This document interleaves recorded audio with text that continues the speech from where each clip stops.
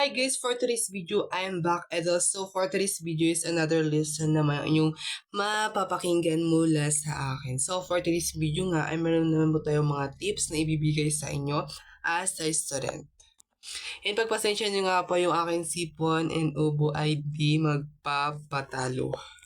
So for today's video nga ay meron po akong ibibigay na 5 tips para matulungan kang ma-overcome ang iyong hiya sa recitation. So for today's video nga ay about confident ang ating pag-uusapan, and for me, I have my confidence. So wag kang mahiya guys na mag-recite. Dahil nga ngayon is recitation ay napaka-importante din guys as bilang tayong estudyante.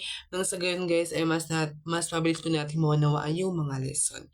So, dapat as bilang isang estudyante, wala kang hiya. Dapat magpabida-bida ka. Bida-bida in a good way. So, our tip number 1 ay maghanda bago ang klase.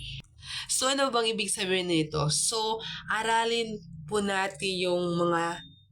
ng mga lesson ng maaga. So, in short, advanced study. Maaga pa lang magbasa ka na, manood ng mga video, and also alamin mo kung ano yung lesson. So, napakaraming sources o website na ngayon sa internet na mahanapan po natin ng mga lesson.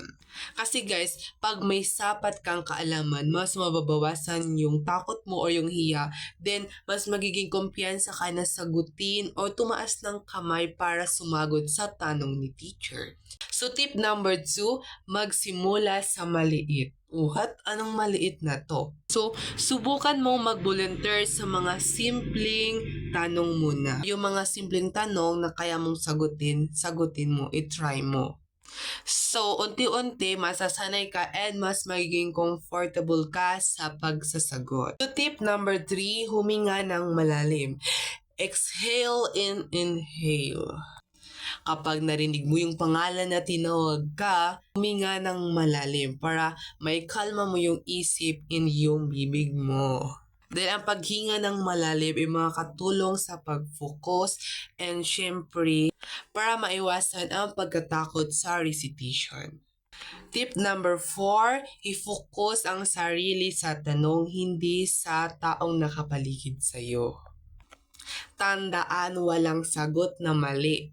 Lahat tama. And also, lagi po nating tatandaan na mas mahalaga ang pagsagot sa tanong kaysa sa iisipin ng iba. I-focus ang isip sa tanong at sa sagot mo, hindi sa mga nakapaligid sa iyo.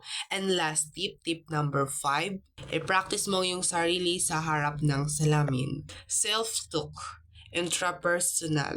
I-try mo na mag-usap ka sa sarili mo na nag-recite kung paano ka magsalita. And sa gayon, mas ma-improve mo yung sarili mo at mas masasanay ka.